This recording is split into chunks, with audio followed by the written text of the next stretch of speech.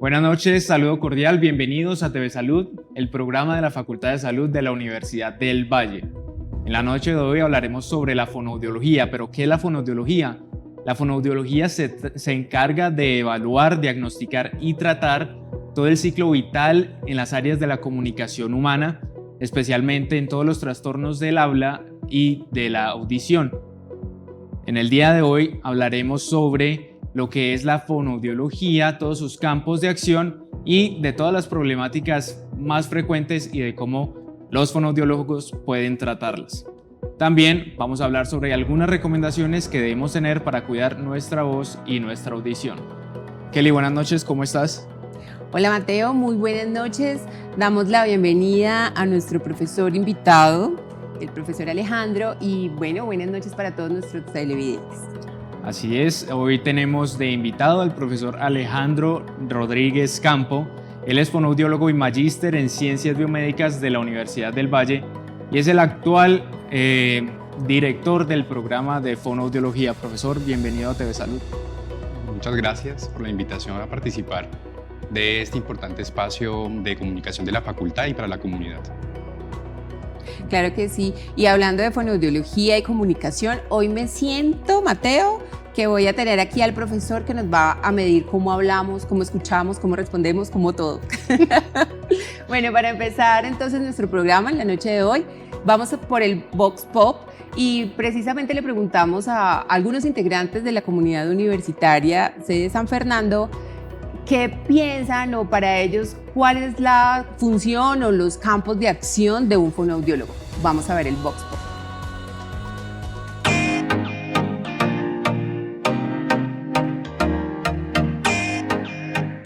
Bueno, los campos de acción de un fonoaudiólogo para mí son evaluar, diagnosticar y también prevenir todas las alteraciones en cuanto al lenguaje, al habla y la audición.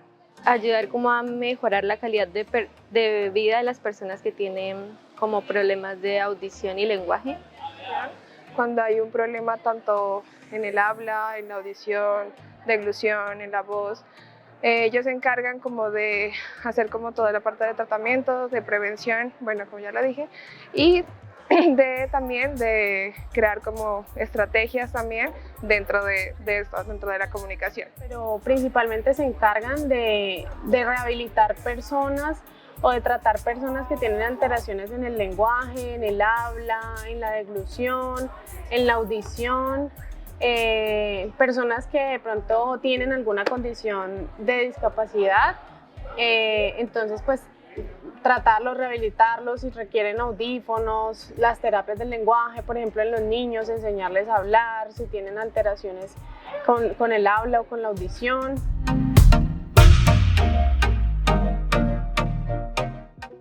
Profesor, acabamos de escuchar algunas opiniones de las personas del campus de San Fernando, pero cuéntanos usted qué es la fonoaudiología, porque algunas personas de pronto no saben qué es y pues enséñanos un poquito acerca de lo que es la fonoaudiología. Claro que sí. El campo de saber de la fonoaudiología digamos que se basa principalmente sobre la diversidad de la comunicación, entendiendo la diversidad de la comunicación como las variaciones, las deficiencias y las discapacidades en esa situación comunicativa. Junto con la situación comunicativa tenemos también el estudio de lo que hemos considerado actualmente la función oral faríngea, que son todos los elementos de la motricidad orofacial, el soporte físico y postural que actúan e influyen sobre el desempeño comunicativo y también sobre el proceso de la alimentación, en particular del proceso de ingestión de alimentos, que es aquel que nosotros tenemos en cuenta cuando tenemos el alimento por fuera de la cavidad oral y una vez está ahí, pues ingresa a la cavidad oral a través de la incisura, del corte, de la masticación, se compacta el bolo y se conduce desde la cavidad oral hasta el estómago. Entonces todo ese otro proceso, junto con la comunicación humana, digamos, hace parte de las áreas de interés. Bueno, profe, aquí escuchamos un poco técnico todo lo que es la fonoaudiología, pero así en español, casto. Explíquenos como detalladamente, más o menos, como para que todos los televidentes podamos entenderlo también. Claro que sí. Por ejemplo, cuando estoy hablando de la diversidad en la comunicación, me refiero a que todas las personas, por ejemplo, nosotros en este momento, pues estamos haciendo uso de una comunicación y no es la misma. ¿sí? Es decir, tenemos unas formas particulares de hablar, ¿sí? Y de comunicarnos. La comunicación se expresa a través de diferentes formas, a través del lenguaje, ¿sí? Ya sea este lenguaje oral, el lenguaje escrito, también el lenguaje a través de lenguas visogestuales, ¿sí? Entonces, por ejemplo, cuando estás hablando, no solamente estás hablando con ese componente biológico, es decir, porque eres hombre, adulto, sino que también estás reflejando la condición socioeconómica, sociocultural, ¿sí? Hay un elemento ¿sí? del contenido que da cuenta de la procedencia de las personas, ¿sí? De sus creencias. Entonces, a eso me refiero con la diversidad en la comunicación, ¿sí? Entonces, por ejemplo, Kelly, ¿cierto? Pues tenía una forma particular de hablar que obedece a todo lo que ha sido su devenir durante su curso de vida, ¿sí? Que está dado justamente por las condiciones biomecánicas de sus características biológicas, pero también que están dadas pues, por todas las otras situaciones en las cuales Kelly participa cotidianamente. Entonces, todo eso configura esas diversidades en la comunicación. Cuando, por ejemplo, en el cuerpo se presentan deficiencias, entonces estas deficiencias van a hacer que tengamos unas variaciones que distan de lo que socialmente hemos constituido como la comunicación esperada. Entonces, ahí tenemos, por ejemplo, las situaciones de las personas con tartamudez, que son aquellas que al momento de comunicarse no lo pueden hacer de forma fluida, ¿sí? También las personas que al momento de utilizar el habla lo hacen pronunciando sonidos de forma distorsionada, ¿sí? Entonces, los que tienen, por ejemplo, ceseo, los que tienen problemas para producir dobles consonantes, por ejemplo, transporte, ¿sí? Palabras que estén constituidas por doble consonante. También, por ejemplo, si yo tengo una deficiencia auditiva, voy a tener unas variaciones en el habla. ¿Por qué? Porque no tengo un feedback que me controle la intensidad con la que hablo, las marcas, por ejemplo, prosódicas, ¿sí? Entonces, todo esto me va a configurar unas diferencias. Si yo llegara a tener, por ejemplo, un accidente cerebrovascular, ¿sí? Un grupo de neuronas mueren en el cerebro por cualquier condición que, digamos, que afecte, pues esto va a generar unas formas particulares de comunicación porque se me va a olvidar, por ejemplo, lo que había aprendido sobre el lenguaje. Entonces voy a entender lo que alguien me dice, pero no lo voy a poder producir, o viceversa. O en los casos, digamos, más severos, pues no voy a poder ni comprender ni producir, ¿sí? Entonces, digamos que de forma un poco más coloquial, pues digamos que esas son las diversidades de la comunicación que se presenta. Ok, totalmente entendido, profesor. Sí, yo creo que así, en forma de ejemplos, podemos entender más lo que significa la fonoaudiología, ¿cierto? Claro que sí, Mateo. Entendimos muy bien, profesor Alejandro, el saber hacer, el saber pues del fonoaudiólogo y de la fonoaudiología. Pero entonces, en campos de acción, como veíamos en el Vox Pop, háblenos acerca de los campos de acción de un fonoaudiólogo y su desempeño pues, en la sociedad, en la comunidad, en la región. Háblenos acerca de eso. Claro que sí. Los fonoaudiólogos se desempeñan en el nivel público o privado, ¿sí? A nivel local, regional, nacional e internacional, en personas y poblaciones que requieran nuestros servicios, ¿sí? Y nuestros servicios se prestan de acuerdo a los niveles de atención a las situaciones de discapacidad. Entonces, por ejemplo, una de ellas tiene que ver con las actividades de promoción de la salud, en particular de la salud comunicativa y la prevención de deficiencias de la comunicación, ¿sí? En esta prevención pues también aparece la prevención de la discapacidad y de la exclusión. También trabajamos en lo que tiene que ver con procesos de habilitación-rehabilitación.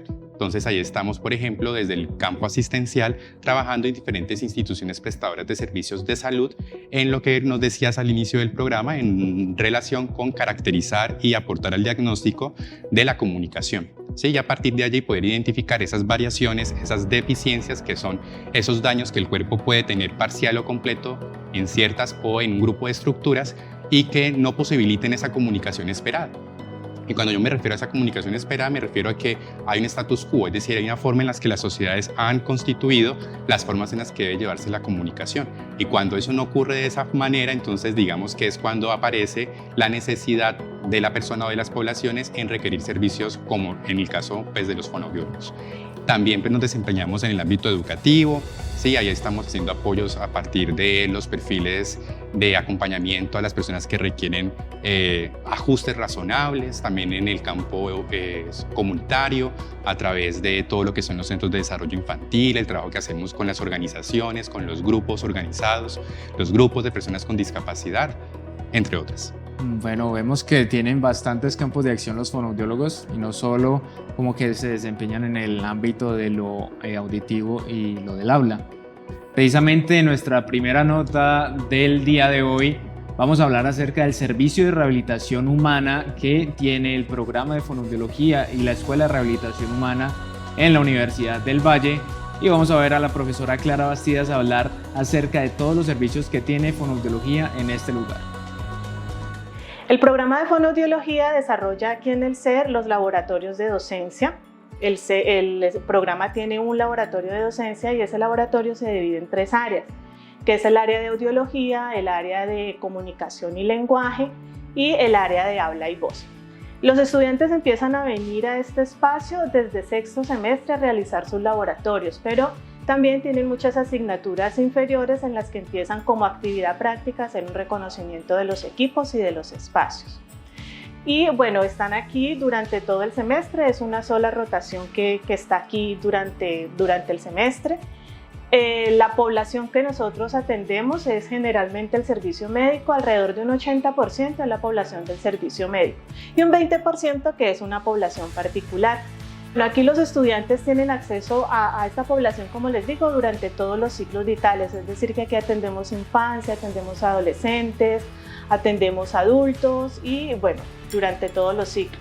Se hacen todas las actividades de diagnóstico, intervención, todo el proceso está siempre liderado por estudiantes, pero a la cabeza de profesores. Los estudiantes también van a otros sitios porque la escuela tiene otros convenios docencia-servicio con instituciones externas y en estas instituciones tienen que regirse por unos modelos pues definitivamente económicos, porque es la lógica del mercado de salud, desafortunadamente. Aquí en el CER brindamos un espacio muy diferente.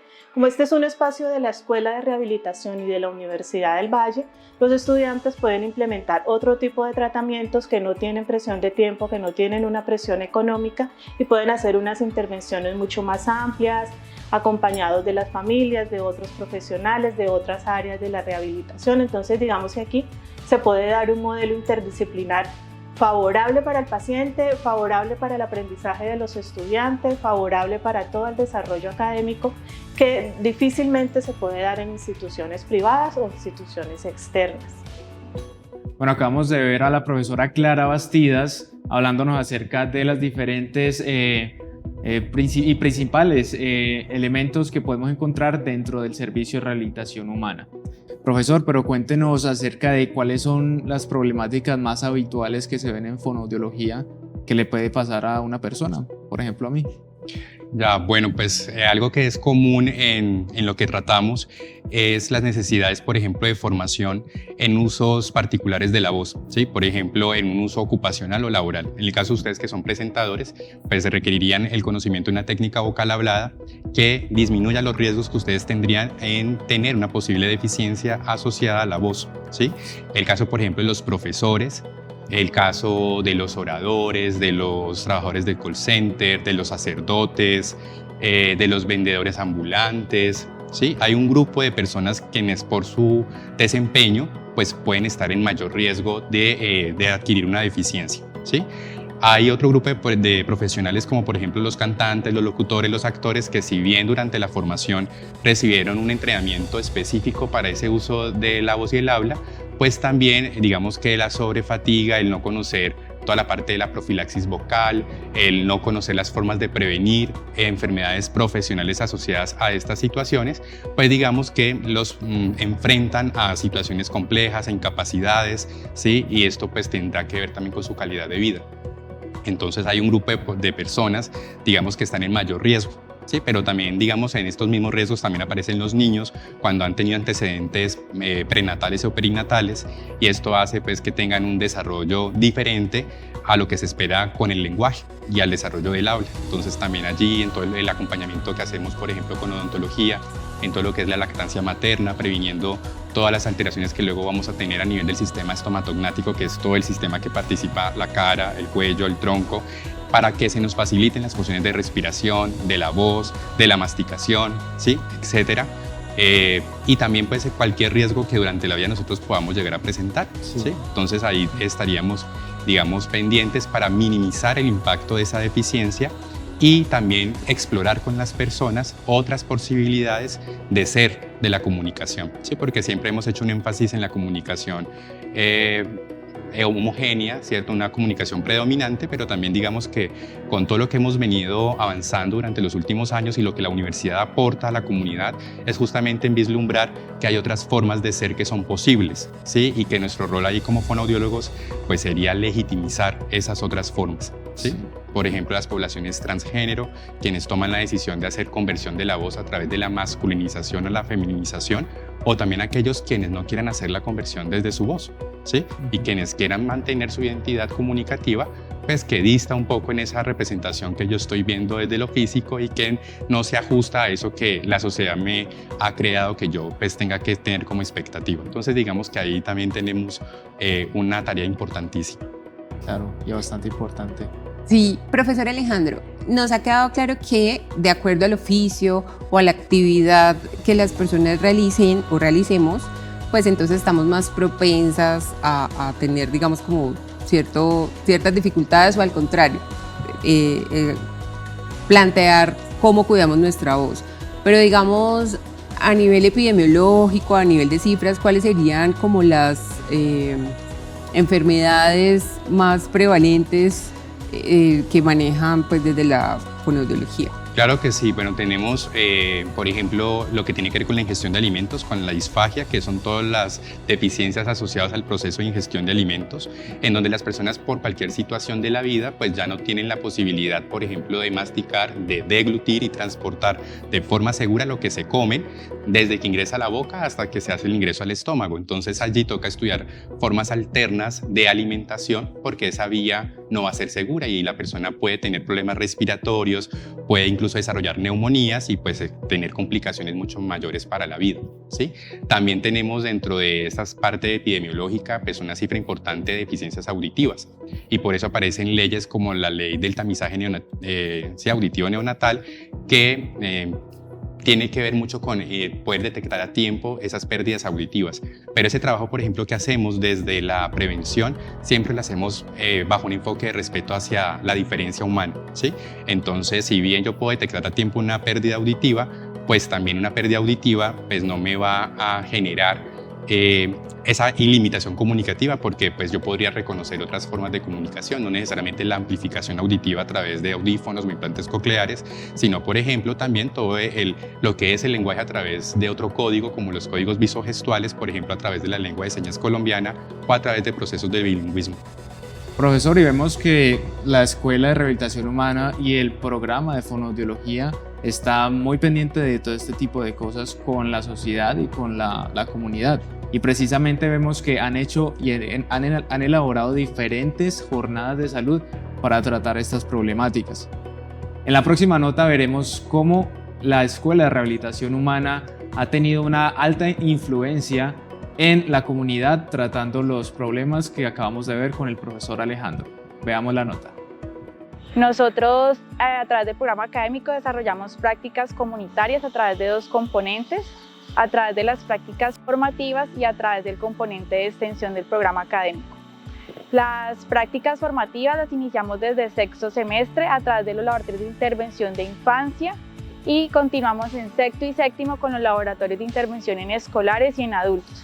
Y posteriormente los estudiantes están en la práctica profesional en los semestres de noveno y décimo.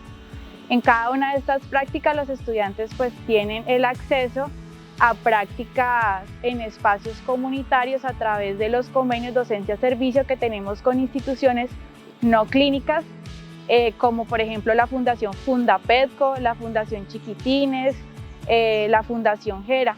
Asimismo, la práctica profesional, uno de los ámbitos es el ámbito ACE. Justamente ese ámbito es el ámbito de la práctica comunitaria, pues viene siendo educación, inclusión social y comunidad. En ese sentido, pues se realiza un trabajo importante con los estudiantes, pues desarrollamos trabajo en territorio, obviamente con el acompañamiento y la supervisión de los docentes. En ese sentido, pues participan con los diferentes actores de estas comunidades De igual manera, las prácticas formativas en comunidad se desarrollan a través del componente de extensión del programa académico de fonoaudiología. En este caso, a través de la oficina de extensión de la facultad, participamos en diferentes actividades extramurales a las cuales somos invitados para participar en brigadas de salud.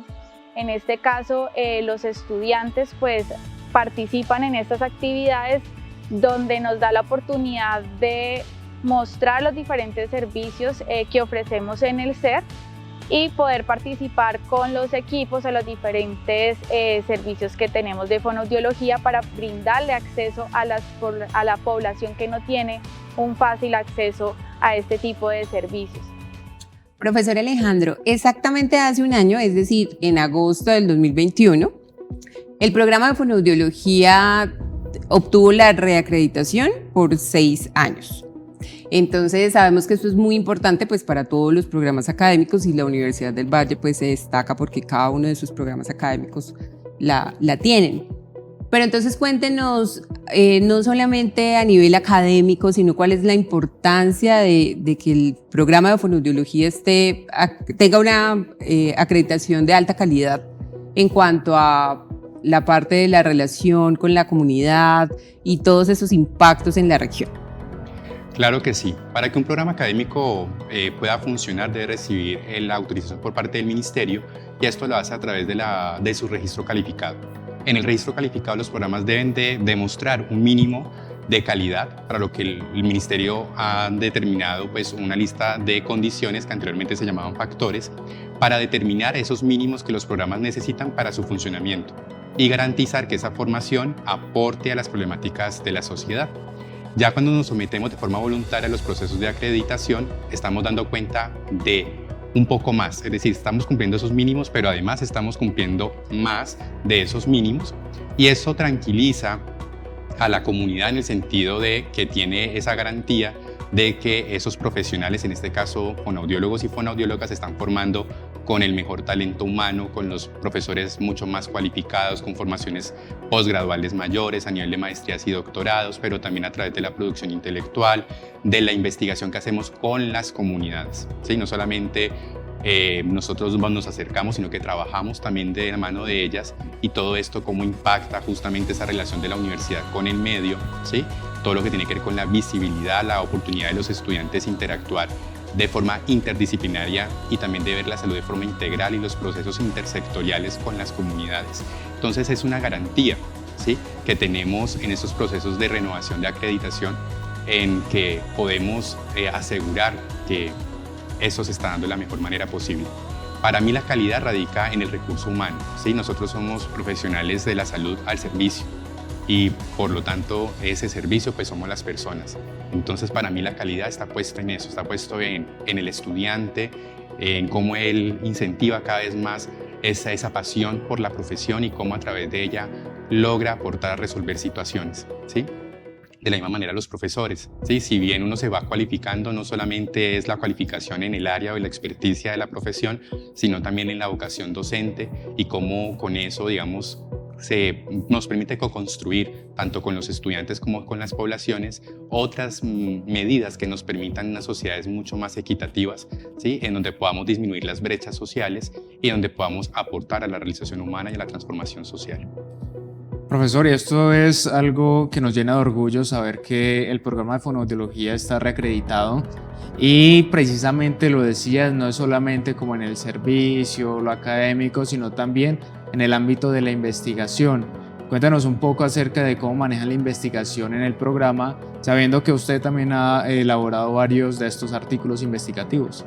Claro que sí, la investigación en el programa se lleva a cabo de dos maneras. Una tiene que ver con la investigación formativa, que es la que hacemos con los estudiantes a través del desarrollo de sus trabajos de grado y de la participación que ellos tienen en espacios como la pasantía en investigación 1 y 2, que es todo el programa de semilleros que la universidad tiene, digamos, organizada y que varios de los estudiantes del programa, digamos, han estado. Pero también la investigación propia, que es la que se lleva a cabo por parte de los profesores y que hacemos en compañía de las comunidades, ¿sí? Y con estas investigaciones, pues digamos, cuando se ubican en las de estas diferentes áreas de experticia y de los diferentes entornos en los cuales nosotros interactuamos, pues nos permite, por ejemplo, en el ámbito de la salud, poder aportar a esa evidencia, ¿cierto? Y poder en los procesos de rehabilitación, por ejemplo, codiseñar procesos, programas y procedimientos que nos permitan apuntar a la mejor evidencia disponible que tenemos sobre esas estrategias para realmente aportar a la mitigación o a la eliminación de esa deficiencia o encontrar alternativas posibles en caso de que no lo logramos hacer.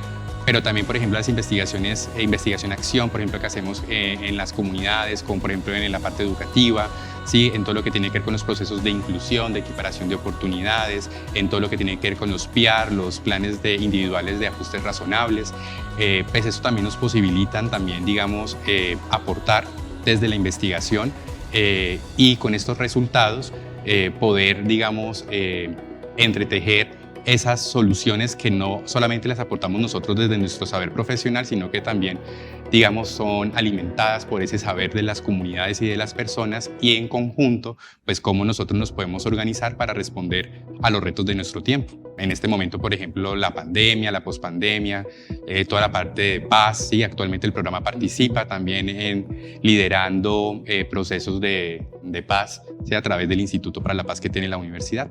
Claro, es que es muy indispensable también la investigación porque como precisamente lo decía, profe, esto ayuda no solamente pues a que los estudiantes hagan su proceso formativo, sino que también aportemos a la comunidad. Pero, Kelly, adivina qué se viene, qué sección. Tejiendo conexiones que sanan. Así es. Ahorita tenemos la sección de Tejiendo Conexiones que Sanan con la estudiante de Enfermería Oncológica, de la especialización en Enfermería Oncológica, Juliana, la coach. Y vamos a ver qué nos trae el día de hoy.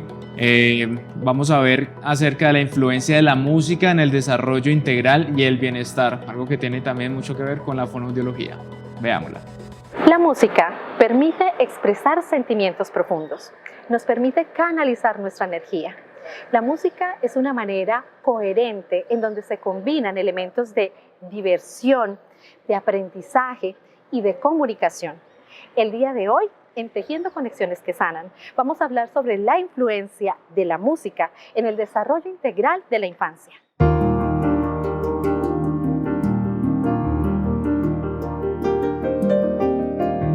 Al tener una experiencia musical lúdica y constante, se estimulan muchas áreas importantes a nivel cerebral y se desarrollan aspectos cognitivos, emocionales, sensoriales, que son supremamente importantes y propositivos para el desarrollo integral. Preludio es una academia musical con más de 25 años de trayectoria, con formación instrumental integral para niños y toda su familia.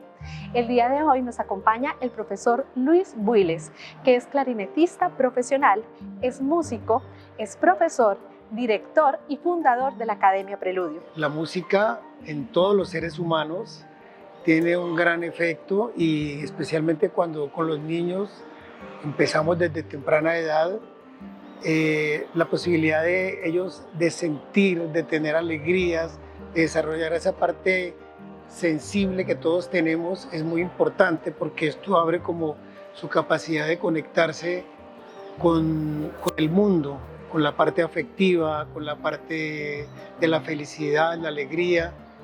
Desde muy temprano, desde los 4 años, los niños trabajan en equipo con la música como herramienta. Entonces hay actividades de desarrollo rítmico, de práctica con instrumentos, hay experiencias individuales, grupales, y esto es lo que es la música, la posibilidad de interactuar grupalmente.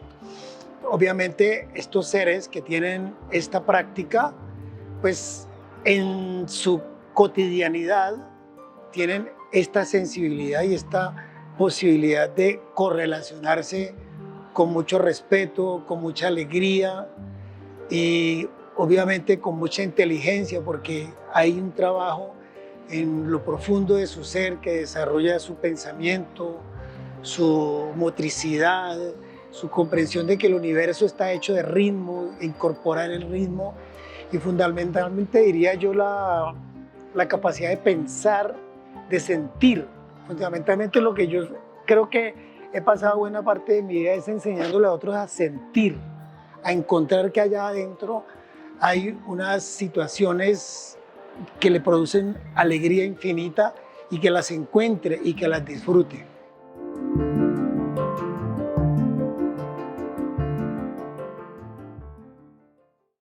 Profesor, ya para finalizar, cuéntenos acerca de algunas recomendaciones que nos puede dar a nosotros, a los televidentes, de cómo poder cuidar nuestra voz y nuestra audición, que son sentidos que usamos prácticamente todo el tiempo. Claro que sí. Bueno, algunas de las recomendaciones que podemos brindarles en este momento. Uno, por ejemplo, para el cuidado de la voz, la hidratación constante a temperatura ambiente, preferiblemente agua, hacer reposo vocal relativo. Si tenemos una actividad de comunicación a través del habla de forma sostenida, entonces tener esos descansos que nos permitan recuperarnos. Entonces es como tener en cuenta estas normas generales, y en cualquier otra cosa ya más en detalle, pues estaremos con mucho gusto pues atendiéndolos en nuestro servicio de rehabilitación en la Facultad de Salud, en nuestro campus de San Fernando. Muchas gracias, profesor. Bueno, televidentes, lo tuvimos acá al profesor Alejandro de la Escuela de Rehabilitación Humana. Nos da todas las recomendaciones que debemos tener para cuidar nuestra voz, nuestros oídos y pues todos los sentidos que necesitamos para poder estar día a día en la continuidad de nuestros labores. Kelly, esto ha sido todo por hoy. Sí, Mateo, fue un programa muy interesante, profesor, muchísimas gracias, porque como tú lo dijiste al principio, son sentidos que como los tenemos todo el tiempo, nunca los cuidamos o tomamos medidas preventivas para potencializarlo. Agradecemos a todos nuestros televidentes la compañía y los esperamos en nuestros próximos programas. Feliz noche.